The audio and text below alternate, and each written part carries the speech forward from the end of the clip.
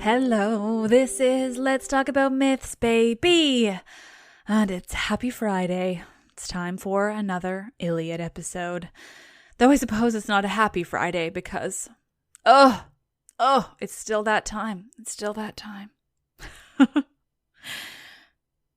Just a heads up, if you haven't been listening to all of these, like I've mentioned before, so this translation by Samuel Butler, it's not ideal. It definitely doesn't romanticize the relationship of Achilles and Patroclus. It makes them very hetero in a way that I don't think is accurate to the real mythology or to the original Iliad. It's just that it's a translation that's easy for me to read to you all as this bonus episode every week, both because it's written in prose, which is also quite wrong for the work itself, but it's easier to read as a story. It's written in prose and it was translated so long ago that it's sort of got funny language and it's very weird, but also means it's not covered under copyright, so legally I can read it to you all. I also do want to say that while I try to make my pronunciations as accurate as possible, there are so many thousands of names in this that I'm not looking up every one. And so please don't assume that because I said it this way that that's actually how it's pronounced. I'm doing my best based on my knowledge of Greek and adapting it as I go, but I'm not perfect, and no one should be using these pronunciations as the be-all and end-all of how these things were pronounced. I am a lowly podcaster who, granted, has read a lot, but you know, that's it. My degree was a long time ago now. And so, let's get right back in. This is Homer's Iliad, translated by Samuel Butler, Book 18. Thus did they fight as it were a flaming fire.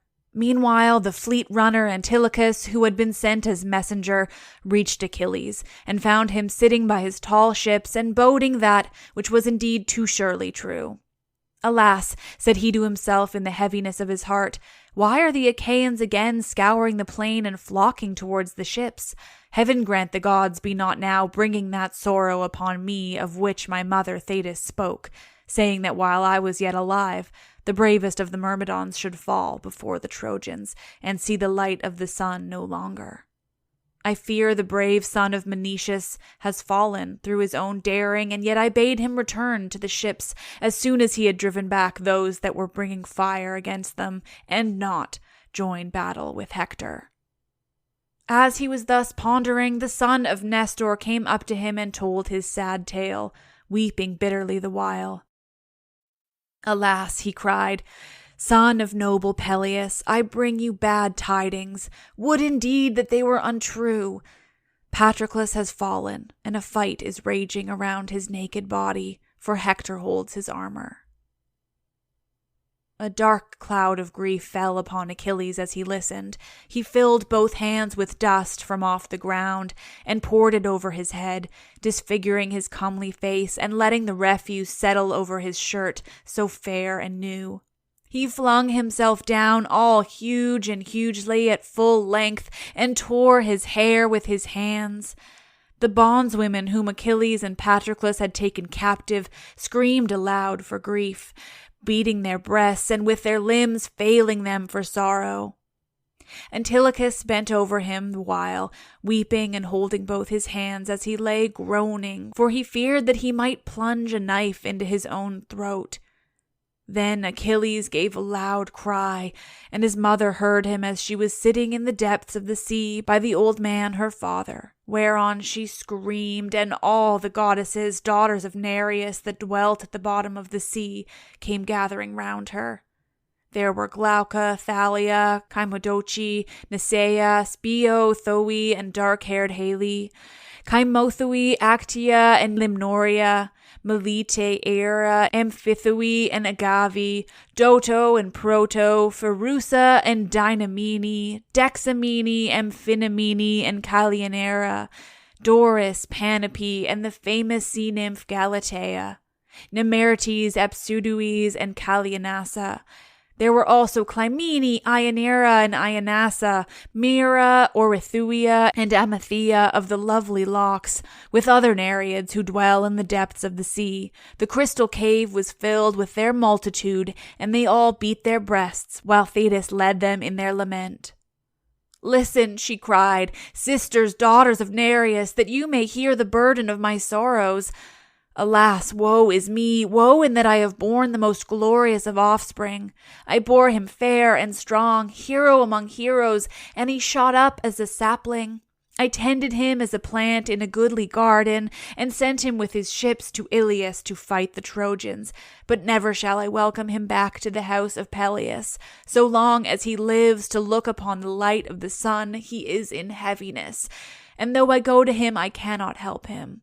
Nevertheless, I will go, that I may see my dear son and learn what sorrow has befallen him, though he is still holding aloof from battle." She left the cave as she spoke, while the others followed weeping after, and the waves opened a path before them. When they reached the rich plain of Troy, they came up out of the sea in a long line onto the sands, at the place where the ships of the Myrmidons were drawn up in close order round the tents of Achilles. His mother went up to him as he lay groaning. She laid her hand upon his head and spoke piteously, saying, "My son, why are you thus weeping? What sorrow has now befallen you? Tell me, hide it not from me. Surely Jove has granted you the prayer you made him, when you lifted up your hands and besought him that the Achaeans might all of them be pent up at their ships, and rue it bitterly that you were no longer with them." Achilles groaned and answered, "Mother, Olympian Jove has indeed vouchsafed me the fulfillment of my prayer, but what boots it to me, seeing that my dear comrade Patroclus has fallen, he whom I valued more than all others and loved as dearly as my own life? I have lost him. I and Hector, when he had killed him, stripped the wondrous armor, so glorious to behold, which the gods gave to Peleus when they laid you in the couch of a mortal man. Would that you were still dwelling among the immortal sea nymphs, and that Peleus had taken to himself some mortal bride. For now you shall have grief infinite by reason of the death of that son whom you can never welcome home. Nay, I will not live nor go about among mankind unless Hector fall by my spear, and thus pay me for having slain Patroclus, son of Menoetius." Thetis wept and answered, "Then, my son, is your end near at hand, for your own death awaits you full soon after that of Hector." Then said Achilles in his grief, "I would die here and now, in that I could not save my comrade. He has fallen far from home, and in his hour of need my hand was not there to help him. What is there for me? Return to my own land I shall not, and I have brought no saving neither to Patroclus nor to my other comrades, of whom so many have been slain by mighty Hector. I stay here by my ships, a bootless burden upon the earth. I, who in fight have no peer among the Achaeans, though in council there are better than I. Therefore perish strife both from among gods and men, and anger, wherein a righteous man will harden his heart, which rises up the soul of a man like smoke, and the taste thereof is sweeter than drops of honey. Even so has Agamemnon angered me, and yet so be it, for it is over. I will force my soul into subjection as I needs must. I will go, I will pursue Hector who has slain him who I loved so dearly, and will then abide my doom when it may please Jove and the other gods to send it. Even Hercules, the best beloved of Jove, even he could not escape the hands of death, but fate and Juno's anger laid him low, and I too shall lie when I am dead if a like doom awaits me. Till then I will win fame, and will bid Trojan and Dardanian women bring tears from their tender cheeks with both their hands in the grievousness of their great sorrow. Thus shall they know that he who has held aloof so long will hold aloof no longer. Hold me not back, therefore, in the love you bear me, for you shall not move me." Then silver-footed Thetis answered, "My son, what you have said is true. It is well to save your comrades from destruction, but your armor is in the hands of the Trojans. Hector bears it in triumph upon his own shoulders. Full well I know that his vaunt shall not be lasting, for his end is close at hand. Go not, however, into the press of battle till you see me return hither. Tomorrow at break of day I shall be here, and will bring you goodly armor from King Vulcan." On this she left her brave son, and as she turned away, she said to the sea nymphs, her sisters, "Dive into the bosom of the sea and go to the house of the old sea god, my father. Tell him everything. As for me, I will go to the cunning workman Vulcan on high Olympus and ask him to provide my son with a suit of splendid armor." Thus, then, did her feet bear the goddess to Olympus, and meanwhile the Achaeans were flying with loud cries before murderous Hector, till they reached the ships and the Hellespont, and they could not draw the body of Mars's servant Patroclus out of reach of the weapons that were showered upon him. For Hector, son of Priam, with his host and horsemen, had again caught up to him like the flame of a fiery furnace. Thrice did brave Hector seize him by the feet, striving with might and main to draw him away, and calling loudly on the Trojans. And thrice did the two Ajaxes, clothed in valor as with a garment, beat him off from the body. But all undaunted, he would now charge into the thick of the fight, and now again he would stand still and cry aloud. But he would give no ground. As upland shepherds that cannot chase some famished lion from a carcass, even so could not the two Ajaxes scare Hector, son of Priam, from the body of Patroclus. And now he would even have dragged it off and have won imperishable glory, had not Iris, fleet as the wind, winged her way as messenger from Olympus to the son of Peleus and bidden him arm. She came secretly without the knowledge of Jove and of the other gods, for Juno sent her. And when she had got close up to him, she said, "Up, son of Peleus, mightiest of all mankind, rescue Patroclus, about whom this fearful fight is now raging by the ships. Men are killing one another, the Danaans in defense of the dead body, while the Trojans are trying to hale it away and take it to windy Ilias. Hector is the most furious of them all. He is for cutting the head from the body and fixing it on the stakes of the wall. Up, then, and bide here no longer. Shrink from the thought that Patroclus may become meat for the dogs of Troy. Shame on you, should his body suffer any kind of outrage." And Achilles answered, "Iris, which of the gods was it that sent you to me?" Iris answered, "It was Juno, the royal spouse of Jove, but the son of Saturn does not know of my coming, nor yet does any other of the immortals who dwell on the snowy summits of Olympus." Then fleet Achilles answered her by saying, "How can I go up into battle? They have my armor. My mother forbade me to arm till I should see her come, for she promised to bring me goodly armor from Vulcan. I know no man whose arms I can put on, save only the shield of Ajax, son of Telamon, and he surely must be fighting in the front rank, and wielding his spear about the body of dead Patroclus." Iris said, "We know that your armor has been taken, but go as you are. Go to the deep trench and show yourself before the Trojans, that they may fear you and cease fighting. Thus will the fainting sons of the Achaeans gain some brief breathing time, which in battle may hardly be." Iris left when she had so spoken, but Achilles, dear to Jove, arose, and Minerva flung her tasseled aegis round his strong shoulders. She crowned his head with a halo of golden cloud, from which she kindled a glow of gleaming fire. As the smoke that goes up into heaven from some city that is being beleaguered on an island far out at sea, all day long do men sally from the city and fight their hardest, and at the going down of the sun the line of beacon fires blazes forth, flaring high for those that dwell near them to behold, if so be that they may come with their ships and succor them. Even so did the light flare from the head of Achilles, as he stood by the trench, going beyond the wall, but he did not join the Achaeans, for he heeded the charge which his mother has laid upon him. Thereby did he stand and shout aloud. Minerva also raised her voice from afar and spread terror unspeakable among the Trojans. Ringing as the note of a trumpet that sounds alarm when the foe is at the gates of a city, even so brazen was the voice of the grandson of Aeacus. And when the Trojans heard its clarion tones, they were dismayed. The horses turned back with their chariots, for they boded mischief, and their drivers were awestruck by the steady flame which the gray-eyed goddess had kindled above the head of the great son of Peleus. Thrice did Achilles raise his loud cry as he stood by the trench, and thrice were the Trojans and their brave allies thrown into confusion, whereon 12 of their noblest champions fell beneath the wheels of their chariots and perished by their own spears. The Achaeans, to their great joy, then threw Patroclus out of reach of the weapons and laid him on a litter. His comrades stood mourning round him, and among them fleet Achilles, who wept bitterly as he saw his true comrade lying dead upon his bier. He had sent him out with the horses and chariots into battle, but his return he was not to welcome.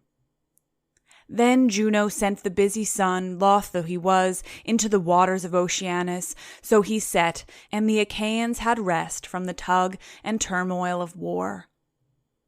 Now the Trojans, when they had come out of the fight, unyoked their horses and gathered in assembly before preparing their supper. They kept their feet, nor would any dare to sit down, for fear had fallen upon them all because Achilles had shown himself, after having held aloof so long from battle. Polydamas, son of Panthus, was first to speak, a man of judgment who alone among them could look both before and after. He was comrade to Hector, and they had been born upon the same night. With all sincerity and goodwill, therefore, he addressed them thus. Look to it well, my friends. I would urge you to go back now to your city and not wait here by the ships till morning, for we are far from our walls. So long as this man was at enmity with Agamemnon, the Achaeans were easier to deal with, and I would have gladly camped by their ships in the hope of taking them. But now I go in great fear of the fleet son of Peleus. He is so daring that he will never bide here on the plain whereon the Trojans and Achaeans fight with equal valor. He will try to storm our city and carry off our women. Do then as I say, and let us retreat, for this is what will happen. The darkness of night will for a time stay the son of Peleus, but if he find us here in the morning when he sallies forth in full armor, we shall have knowledge of him in good earnest. Glad indeed will he be who can escape and get back to Ilias, and many a Trojan will become meat for dogs and vultures, may I never live to hear it. If we do as I say, little though we may like it, we shall have strength in council during the night, and the great gates with the doors that close them will protect the city. At dawn we can arm and take our stand on the walls. He will then rue it if he sallies from the ships to fight us. He will go back when he has given his horses their fill of being driven all whithers under our walls, and will be in no mind to try and force his way into the city. Neither will he ever sack it. Dogs shall devour him ere he do so. Hector looked fiercely at him and answered, Polydamas, your words are not to my liking, in that you bid us go back and be pent within the city. Have you not had enough of being cooped up behind walls? In the old days, the city of Priam was famous the whole world over for its wealth of gold and bronze, but our treasures are wasted out of our houses, and much goods have been sold away to Phrygia and fair Meonia, for the hand of Jove has been laid heavily upon us. Now, therefore, that the son of scheming Saturn has vouchsafed me to win glory here and to hem the Achaeans in at their ships, prate no more in this fool's wise among the people. You will have no man with you. It shall not be. Do all of you as I now say. Take your suppers in your companies throughout the host, and keep your watches and be wakeful every man of you. If any Trojan is uneasy about his possessions, let him gather them and give them out among the people. Better let these rather than the Achaeans have them.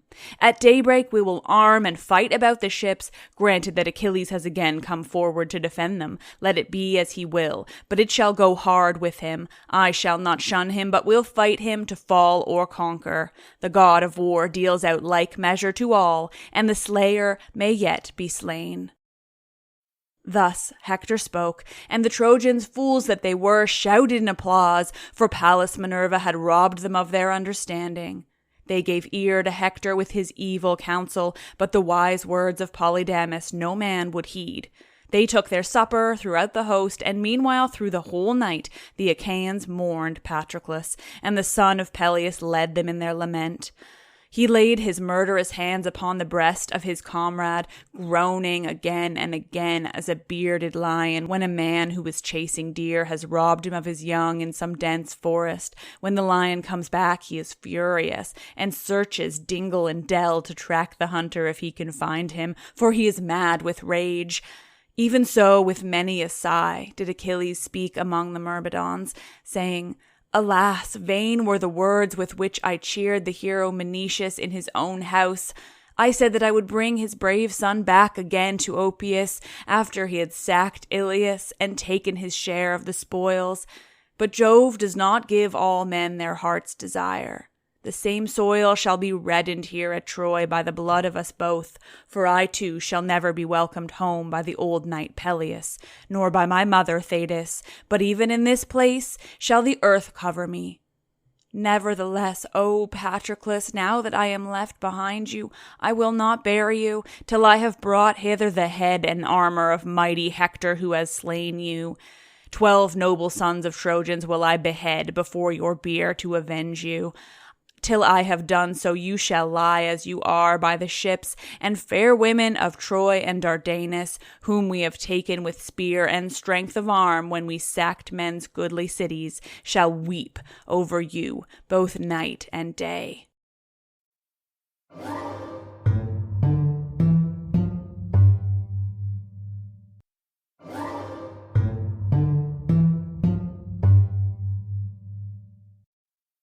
Then Achilles told his men to set a large tripod upon the fire, that they might wash the clotted gore from off Patroclus. Thereon they set a tripod full of bath water onto a clear fire. They threw sticks onto it to make it blaze, and the water became hot as the flame played about the belly of the tripod. When the water in the cauldron was boiling, they washed the body, anointed it with oil, and closed its wounds with ointment that have been kept 9 years. Then they laid it on a bier and covered it with a linen cloth from head to foot, and over this they laid a fair white robe. Thus all night long did the Myrmidons gather round Achilles to mourn Patroclus. Then Jove said to Juno, his sister wife, "So, Queen Juno, you have gained your end and have roused fleet Achilles. One would think that the Achaeans were of your own flesh and blood." And Juno answered, "Dread son of Saturn, why should you say this thing? May not a man, though he be only mortal and knows less than we do what he can for another person? And shall not I, foremost of all goddesses, both by descent and as your wife to whom you reign in heaven, devise evil for the Trojans if I am angry with them?" Thus did they converse. Meanwhile Thetis came to the house of Vulcan, imperishable, star-bespangled, fairest of the abodes in heaven, a house of bronze wrought by the lame god's own hands.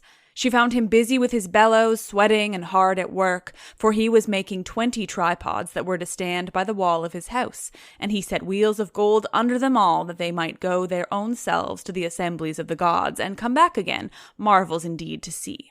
They were finished, all but the ears of cunning workmanship, which yet remained to be fixed to them. These he was now fixing, and he was hammering at the rivets. While he was thus at work, silver-footed Thetis came to the house. Charis, of graceful headdress, wife to the far-famed lame god, came towards her as soon as she saw her, and took her hand in her own, saying, "Why have you come to our house, Thetis, honored and ever welcome? For you do not visit us often. Come inside and let me set refreshment before you."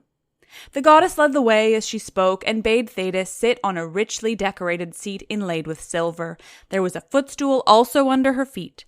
Then she called Vulcan and said, "Vulcan, come here. Thetis wants you." And the far-famed lame god answered, "Then it is indeed an august and honored goddess who has come here. She it was that took care of me when I was suffering from the heavy fall which I had through my mother's cruel rage. For she would have got rid of me because I was lame. It would have gone hardly with me had not Eurynome, daughter of the ever-encircling waters of Oceanus, and Thetis taken me to their bosom. 9 years did I stay with them, and many beautiful works of bronze, brooches, spiral armlets, cups, and chains did I make for them in their cave, with the roaring waters of Oceanus foaming as they rushed ever past it. And no one knew, neither of gods nor men, save only Thetis and Eurynome, who took care of me. If, then, Thetis has come to my house, I must make her due requital for having saved me. Entertain her, therefore, with all hospitality, while I put my bellows and all my tools."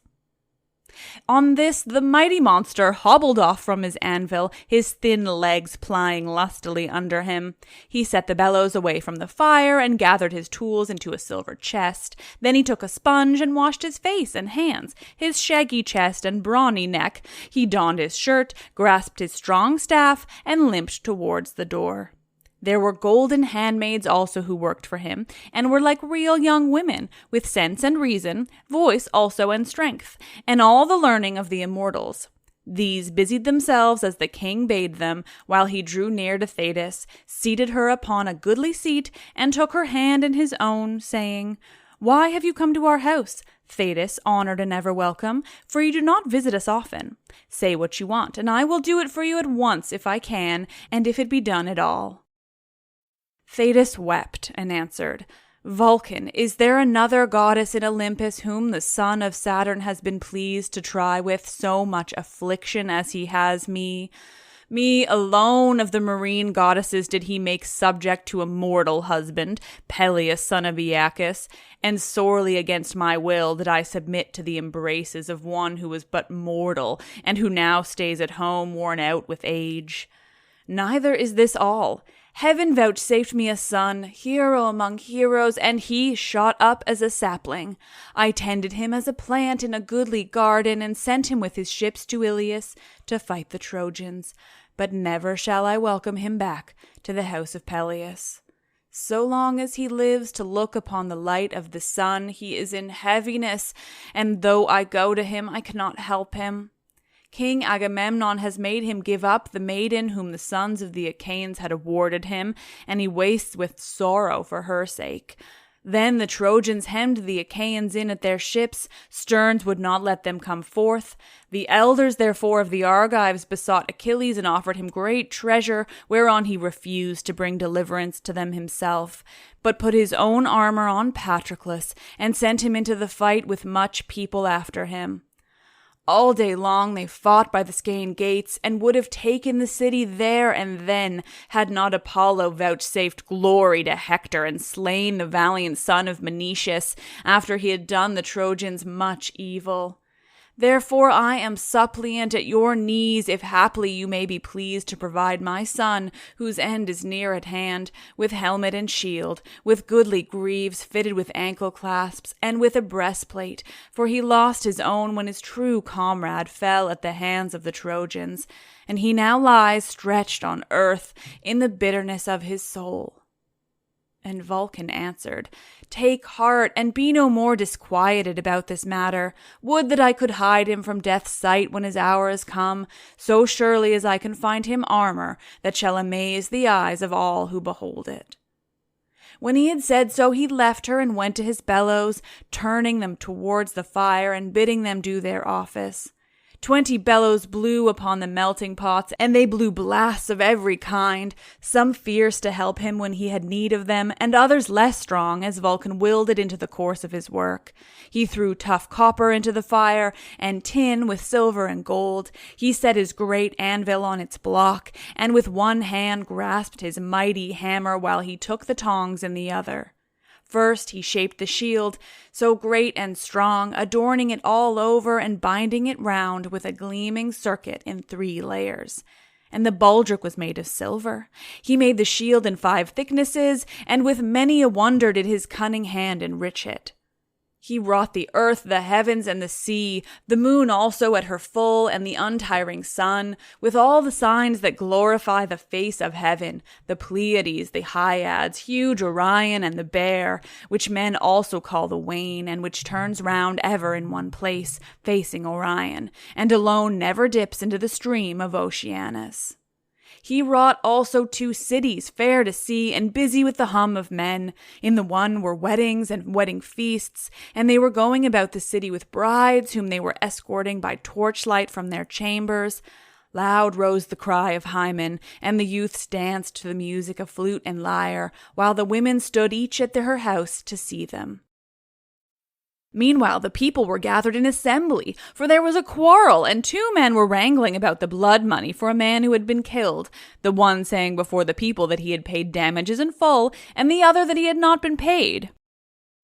Each was trying to make his own case good, and the people took sides, each man backing the side that he had taken. But the heralds kept them back, and the elders sat on their seats of stone in a solemn circle, holding the staves which the heralds had put into their hands.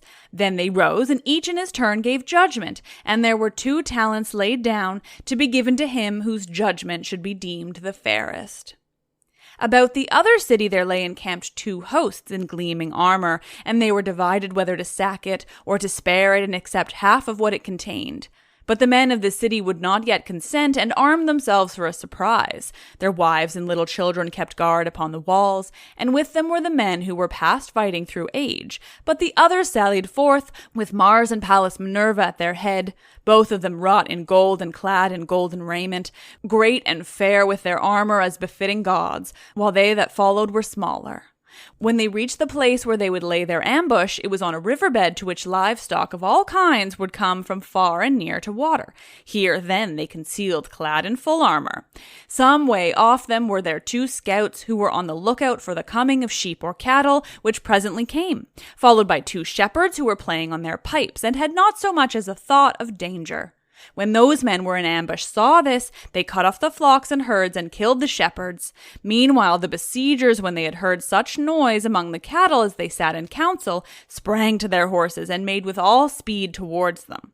When they reached them, they set battle in array by the banks of the river, and the hosts aimed their bronze-shod spears at one another. With them were strife and riot, and fell Fate, who was dragging 3 men after her, one with a fresh wound and the other unwounded, while the third was dead. And she was dragging him alone by his heel, and her robe was bedrabbled in men's blood. They went in and out with one another and fought as though they were living people hailing away on one another's dead. He wrought also a fair fallow field, large and thrice ploughed already. Many men were working at the plough within it, turning their oxen to and fro, furrow after furrow. Each time that they turned on reaching the headland, a man would come up to them and give them a cup of wine, and they would go back to their furrows, looking forward to the time when they should again reach the headland. The part that they had ploughed was dark behind them, so that the field, though it was of gold, still looked as if it were being ploughed, very curious to behold. He wrought also a field of harvest corn, and the reapers were reaping with sharp sickles in their hands. Swath after swath fell to the ground in a straight line behind them, and the binders bound them in bands of twisted straw. There were 3 binders, and behind them there were boys who gathered the cut corn in armfuls and kept on bringing them to be bound. Among them all, the owner of the land stood by in silence and was glad.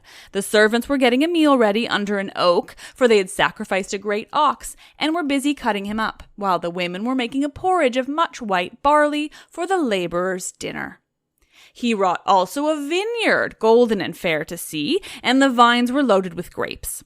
The bunches overhead were black, but the vines were trained on poles of silver. He ran a ditch of dark metal all around it, and fenced it with a fence of tin. There was only one path to it, and by this the vintagers went when they would gather the vintage. Youths and maidens, all blithe and full of glee, carried the luscious fruit in plated baskets, and with them there went a boy who made sweet music with his lyre, and sang the line of song with his clear boyish voice. He wrought also a herd of horned cattle. He made the cows of gold and tin, and they lowed as they came full speed out of the yards to go and feed among the waving reeds that grew by the banks of the river. Along with the cattle there went 4 shepherds, all of them in gold, and their 9 fleet dogs that went with them. 2 terrible lions had fastened on a bellowing bull that was with the foremost cows, and the bellow as he might they hailed him, while the dogs and men gave chase. The lions tore through the bull's thick hide and were gorging on his blood and bowels, but the herdsmen were afraid to do anything, and only hounded on their dogs. The dogs dared not fasten around the lions, but stood by barking and keeping out of harm's way. The god wrought also a pasture in a fair mountain dell, and a large flock of sheep with a homestead and huts and sheltered sheepfolds. Furthermore, he wrought a green, like that which Daedalus once made in Knossos for lovely Ariadne. Hereon there danced youths and maidens whom all would woo with their hands on one another's wrists. The maidens wore robes of light linen, and the youth well-woven shirts that were slightly oiled. The girls were crowned with garlands, while the young men had daggers of gold that hung by silver baldricks. Sometimes they would dance deftly in a ring with merry twinkling feet, as it were a potter sitting at his work, and making trial of his wheel to see whether it will run. And sometimes they would go all in line with one another, and much people was gathered joyously about the green. There was a bard also to sing to them and play his lyre, while 2 tumblers went about performing in the midst of them when the man struck up with his tune. all round the outermost rim of the shield he set the mighty stream of the river Oceanus. Then, when he had fashioned the shield so great and strong, he made a breastplate also that shone brighter than fire. He made a helmet, close-fitting to the brow, and richly worked, with a golden plume overhanging it, and he made greaves also of beaten tin. Lastly, when the famed lame god had made all the armor, he took it and set it before the mother of Achilles, whereon she darted like a falcon from the snowy summits of Olympus, and bore away the gleaming armor from the house of Vulcan.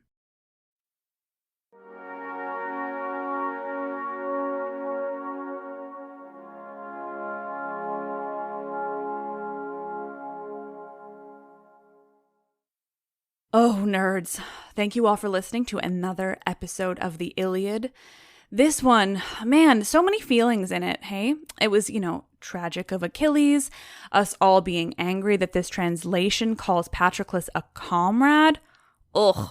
And it's like true comrade, too. So it's like, it's really true love. And he was like, no, not love between men, comrade. Anyway, that's annoying. But then, oh my God, the shield.